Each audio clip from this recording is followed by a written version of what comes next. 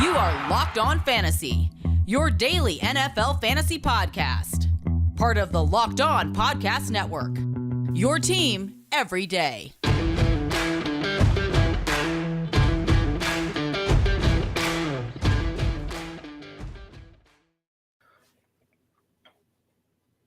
Welcome into the Locked On Dynasty Football Podcast, everybody. I am Kate Magdziuk. You could follow me on Twitter at FFBallBlast. And as always, I am joined by the fantastic Marcus Mosher. You can follow him on Twitter at Marcus_Mosher. Give the show a follow at Locked On Dynasty. Be sure to hit that subscribe button and leave us those 5-star reviews. Help us out, folks. And don't forget, check us out on YouTube, where we have built a channel to help you build the ultimate Dynasty roster. Marcus, we've got our Super Bowl teams. The Rams will sort of technically-ish host. So, like, they're not the home they're team, hosting the Bengals. They're the away team in the Super Bowl. That doesn't matter. Like we saw last year, right? It doesn't matter. It doesn't matter, Marcus, but man, we saw the home crowd, or we saw the visiting crowd show out in SoFi Stadium. So really, it's like they're getting back-to-back road games. But how are you feeling about this matchup? Are you excited? Do you think we'll get the same quality football? Because we've been very spoiled over the last couple of weeks. So I love these two teams. Like the Bengals were kind of the team I've been rooting for throughout the entire playoffs. They were so much fun. And then the Rams just have so much talent, right? But I kind of think this is a bad Super Bowl matchup. I think the Rams just are going to be too much for the Bengals, right? In all the spots for the Bengals a week, the Rams are great. So I'm worried that we're not going to get a good Super Bowl game. I think those concerns are all valid. They are all fair. But I just can't stop thinking about Joey Burrow, the whole storyline. And I'm a Steelers fan, and I'm still this excited for this whole storyline. I mean, it's just such a fun thing to root for. Joe Burrow has really just looked like a mature, not like a second-year quarterback should look. And I think, God, we are so excited. I mean, so many question marks at quarterback in the NFC, but the AFC, we got to feel pretty good about some of these young quarterbacks because we're going to be entertained for a very long time. Yeah, and we're going to talk about one of those young quarterbacks on today's show once we get to our team previews. But yeah, you're right. Like the AFC is just loaded with young quarterbacks right now. And I don't want to say Burrow's the best because Mahomes is still incredible, but he's not far off, right? Like they're certainly in the same tier, I think now, and it's really, really fun to watch. I think the NFL, even though we could be losing Tom Brady to retirement, it's not official yet. Aaron Rodgers is getting down to the last couple of years of his career. Ben Roethlisberger retired. Like, I think the NFL is in good shape with their quarterbacks. At least the AFC.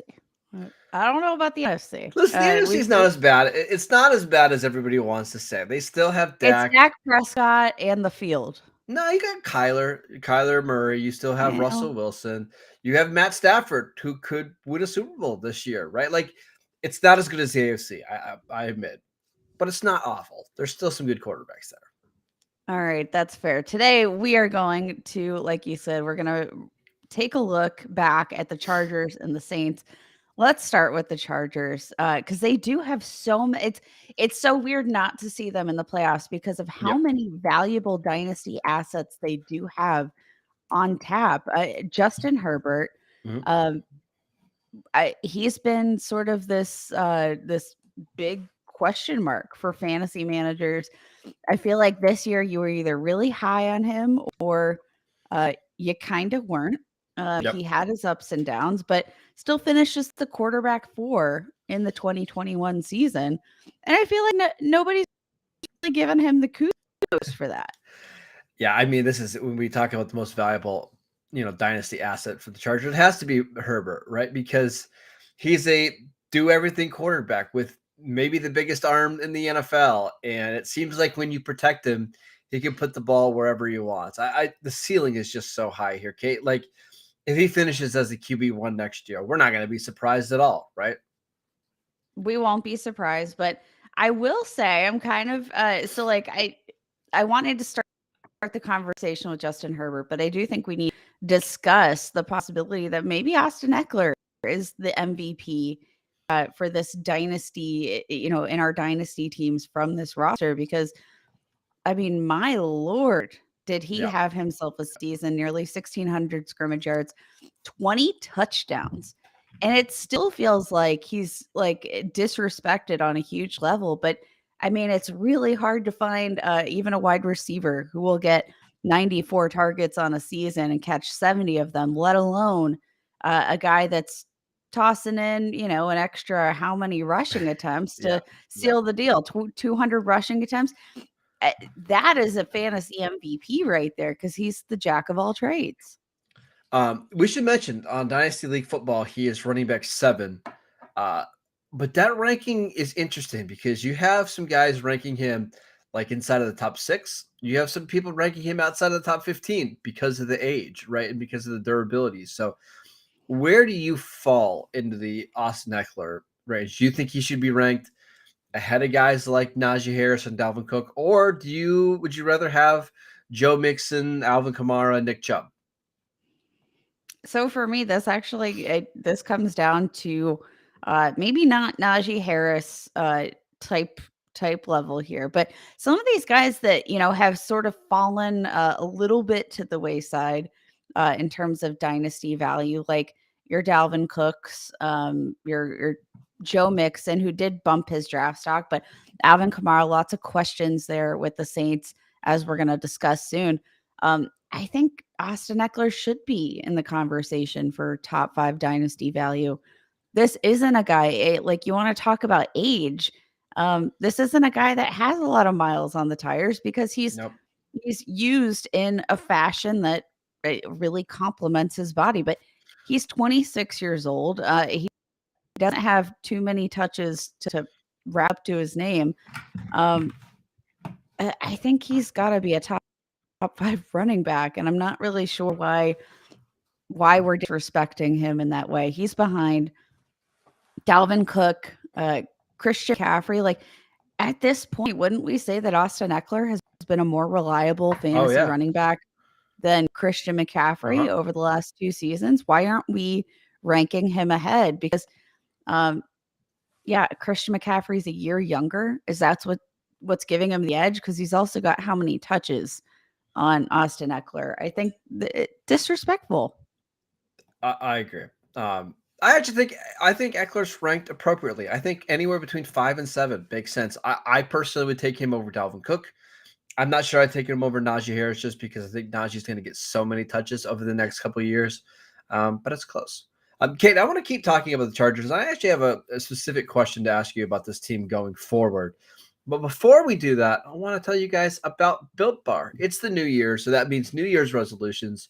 If yours is about getting fit or eating healthier, make sure you include Built Bar into your plan. Built Bar is the protein bar that tastes just like a candy bar, or maybe even better than a candy bar. Built Bars are covered in 100% real chocolate, and most Built Bars only contain 130 calories, 4 grams of sugar, 4 net carbs, and 17 grams of protein. There's so many great flavors: coconut almond, peanut butter brownie, raspberry, cookies and cream, salted caramel, mint brownie, and so many more. And Built Bars are always coming up with new bars for you to try. So make sure you're checking their site early and often. Go to Built.com and use promo code LOCK15 and get 15% off your next order. Use promo code LOCK15 for 15% off at Built.com. All right, I want to continue to get to some of the guys that they should buy and sell for the Chargers this offseason. But what do you think the Chargers need to do as an offense to take the next step? Do you think it's going out and getting some more speed at receiver? Mike Williams is a free agent. Getting somebody to complement Austin Eckler. What do you think?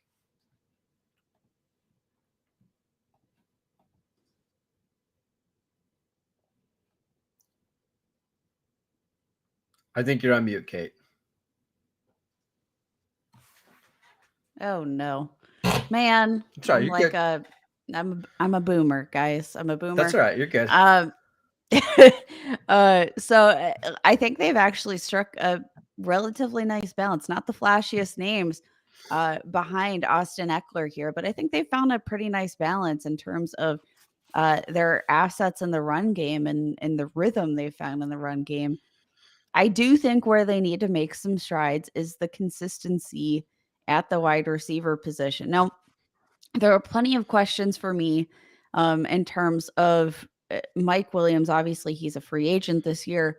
But even Mike Williams' usage this year, because we saw him start the season so very strong. But his usage kind of dipped off and dwindled towards the end of the season. He wasn't being utilized in the same way. We can, speculate catch 22.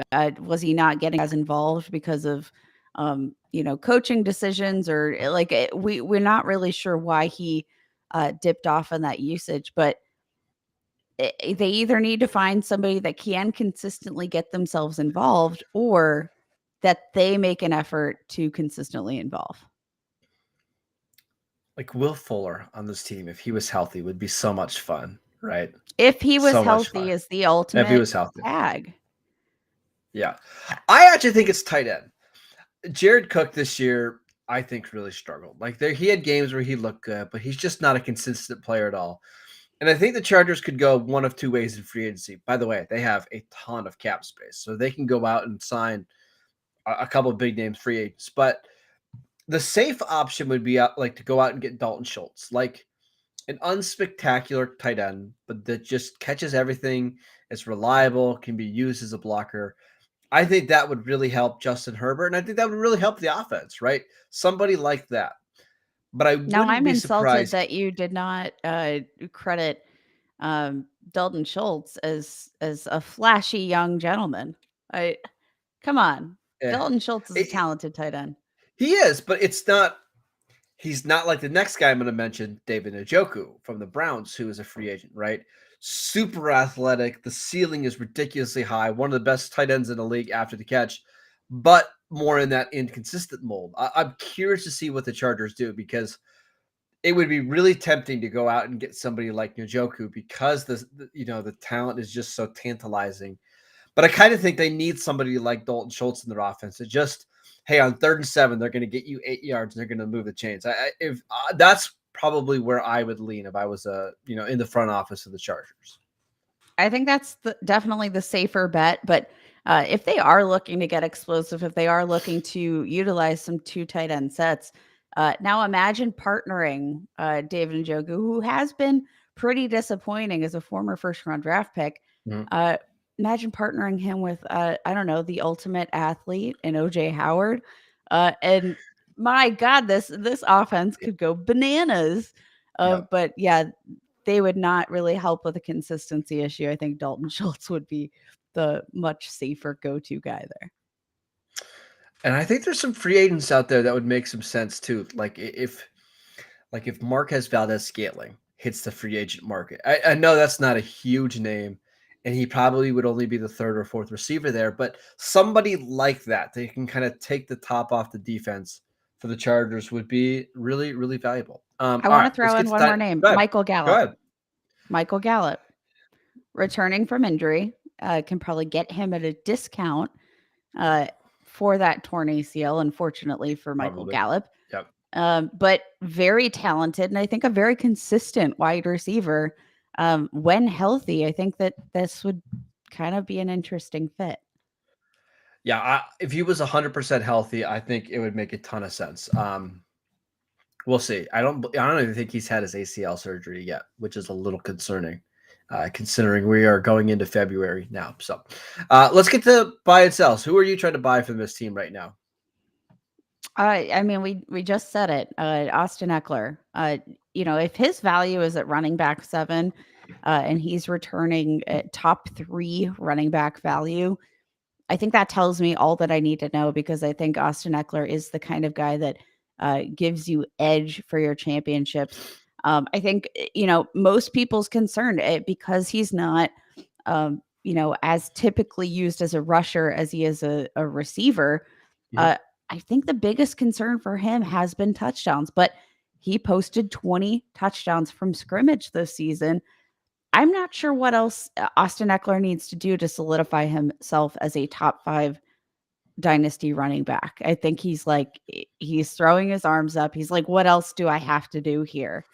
And I think we need to buy as long as he's hanging outside of that top 5. For me, it's Josh Palmer. We really saw him come on late in the season. In the last 5 games that the Chargers played, he averaged over 5.5 targets per game. In the final game, he had 9 targets. For a third-round rookie to come in and to get the kind of work he did, despite Mike Williams and Keenan Allen basically playing the whole season, I just think he's good. And Keenan Allen's getting older. Mike Williams is a free agent. And Palmer, I think, is a pretty good prospect. And I think you can get him fairly cheap right now. And the truth is, Kate, I just want as many of you guys as possible that are attached to Justin Herbert. I'm looking up some recent trades right now in Dynasty League football. And there was one trade for Josh Palmer for a 4th-round pick in 2022. Josh Palmer for a 2022 3rd-round pick. Josh Palmer for Josh Gordon. Josh Palmer for Ronald Jones. That's Palmer kind of for the Josh range. Gordon. Did they get the Joshes mixed up, guys? No, it's Josh Palmer.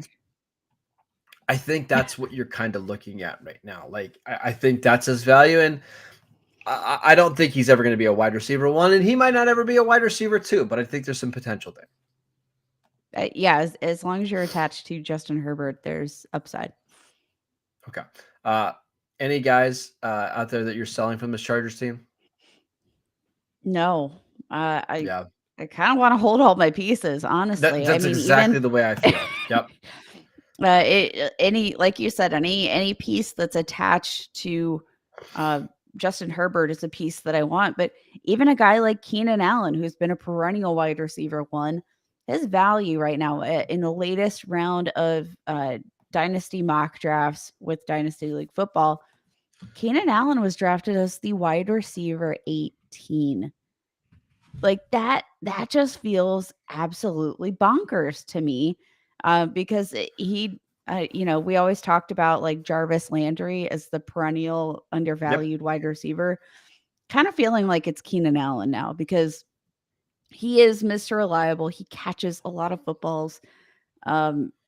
He's very underappreciated in my book. Yeah. Yeah. Last 5 seasons, he's averaging just under 1,200 yards a season, just over 6 touchdowns, 76 yards per game. And it feels like, I know he's 20. Yeah. I know he's 29 right now. And I believe, he'll turn 30 in April. But he just kind of feels like one of those guys that's going to stick around for a while, and he's going to age well because he gets open with route running and strong hands. He plays in the slot. I don't know. I think he's going to age well with Herbert. Yeah, I like a fine wine, baby. All right, let's take one more break so I can tell you guys about Get Upside. Our listeners are earning cash back for every single gallon of gas every time they fill up. Just download the free Get Upside app in the App Store or Google Play right now and use promo code Touchdown for 25 cents per gallon or more on your first fill up. Cash back. Don't pay full price at the pump anymore. Get cash back using Get Upside. Just download the app for free and use promo code Touchdown for 25 cents per gallon or more on your first tank. Some people who drive a lot are making as much as $200 to $300 a year in cash back. And there's no catch. The cash gets automatically added right to your account. You can cash out anytime to your bank account, PayPal, or gift card. Just download the free Get Upside app and use promo code Touchdown to get 25 cents per gallon or more cash back on your first tank. All right, Kate, let's talk about the Saints, who are going to have a wild offseason coming up. Sean Payton is gone.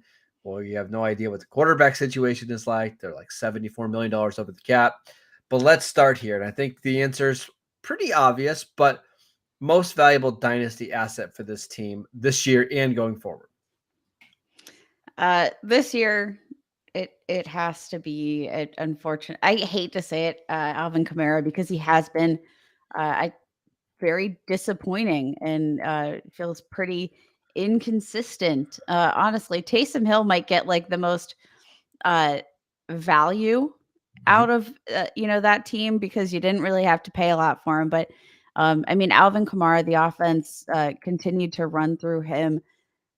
But the question marks, just in general with this team, given the quarterback situation, with the coaching situation, obviously Alvin Kamara is kind of like the common thread through all of these things. But man, it feels like for a guy that's, a pivotal part of your dynasty roster, we don't really know what we're going to get on a year-to-year basis. Went from 16 to 4 touchdowns, and that really hurt you. In terms of his dynasty value, only had 67 targets on the year. All of these things that kind of pushed his upside over the edge and made him a top 3 dynasty running back. All of those things have dissipated. Yeah, I agree. I still believe in Alvin Kamara. Whoever's the head coach there is going to get him touches. I still feel really good about him, but it's hard not to be at least a little bit disappointed this year. This one, Kate, is really easy. Most disappointing player, it's got to be Michael Thomas, right? It does, indeed. So, okay, I'm looking at ADP right now, okay? In June 2020, his overall ADP was 4, okay? And it actually spiked a little bit higher than that earlier in the summer, but 4. Do you want to guess where it's at right now? It's extremely low. And I know this because of just some bunkers drafts that I've seen posted now that the regular season is wrapped. He's being monstrously disrespected. I'm not sure where his ADP is officially landed. But 70. It's 70. Oh my God. He's currently on Dynasty League Football, wide receiver 45. And the rankings are incredible. And again, these are some of the most respected people in the Dynasty community. One has him ranked 46. One has him ranked 68. One has him ranked 33. One has him ranked 73. Like, his value is all over the place. No. I mean, I guess, should we just transition into biggest buy? Because he is the disrespected wide receiver in this bunch, but he's my dynasty buy. Like, so far over. I mean, I can't understand that valuation. It kind of, I want to liken him in his situation to like a Christian McCaffrey situation where just top end production, top end consistency. But the reason that we've seen Christian McCaffrey dip out of the top 5 in terms of his dynasty value is the injuries and that lack of availability. Why? Tell me why we've seen Christian McCaffrey just, sort of dip out of that conversation in top 5, and he's still in that fringe top 10 category when Michael Thomas has dropped this far. I can't understand it. He was coming off of a 1,700-yard season and then has dealt with health issues since. If he's fully healthy, I don't understand how he could be being drafted around 70 overall. So that's the problem here, right? His huge year in 2019, 1,700 yards, 9 touchdowns. That was with good Drew Brees and good Teddy Bridgewater earlier in the season. Since then, he's only started 5 games, and he has 438 yards. He's going into this offseason. He'll be 29 years old in March. The quarterback situation is not great in New Orleans, and there's a chance that he's not even there. Like, there's a chance that the Saints have to move him because of cap reasons. Now, I actually think that might help him long term. Like, if they move him to a team that needs a receiver, I get that. But it's been 2 years now since we've seen him really play. I think he's being ranked a little low, but let's do it like this, Kate. Here's some guys that are ranked ahead of him. You tell me who you'd rather have. We'll just do these quickly. Michael Thomas or Michael Gallup? Michael Thomas. Michael Thomas or Robert Woods? Michael Thomas. Michael Thomas or Odell?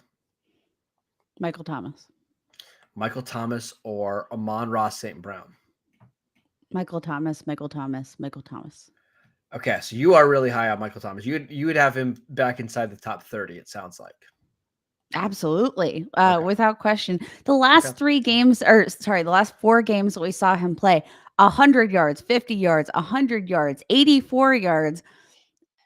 Marcus, I can't understand the disrespect, like the lack of touchdowns in the 2020 season, touchdowns are fluky. And it's not like we've seen Michael Thomas have a problem scoring touchdowns throughout his career. He was in a very, very big drought, but he is a wide receiver that we know is capable of volume. The whole situation with the ankle, I think the whole situation with the team, it sounds like they just need to part ways. Yeah. Sean Payton and Michael Thomas, it doesn't really sound like there was necessarily good blood there. Michael Thomas was there for Drew Brees. I think a fresh start would be an incredible thing for him. But I mean, I could easily see him having another top 12 season in him if healthy, if playing. Who do you want this quarterback to be next year for the Saints? Do you want them to draft somebody? Do you want them to go out and sign like a stopgap free agent? What would you like to see them do? I actually would like to see them sign Jameis Winston. Stop. I think that Jameis Winston is a really interesting, and I mean, I thought from the start here this season that Jameis Winston was making a really nice case to stay with the team in the 2022 season. But I mean, he was playing some of his best football, I think, that we've seen him play in his career. He's a former number 1 overall pick. Like Jameis Winston is, I kind of disrespected in terms of his upside and playmaking ability because he's made some really stupid decisions on and off the field. But I do think that this year with the Saints has been tremendously beneficial. He showed a lot more, I think, control this year than he had in years past. I just think he was playing. All right. Fine. And we know he can produce fantasy relevant receivers. Like, if nothing else, he can feed a wide receiver. Like, he can. Very, very healthful and plentiful portions. I want Kenny Pickett in New Orleans. Kenny Pickett seems like a Saints type of quarterback, right? Playing indoors under that offense. Kind of boring. Yeah. Okay. There you go. That's our Chargers and Saints previews. Matt and Ryan will be back on Tuesday and Wednesday. Kate, you and I will be back on Friday to continue these team reviews as we get ready for the offseason. Thank you guys for listening. You can download the show wherever you get your podcasts, Spotify, Apple Podcasts, Google Podcasts. Follow the show at Locked On Dynasty. Follow Kate at FF Ball Blast, and I'm at Marcus _Mosher. Enjoy your Monday. We'll see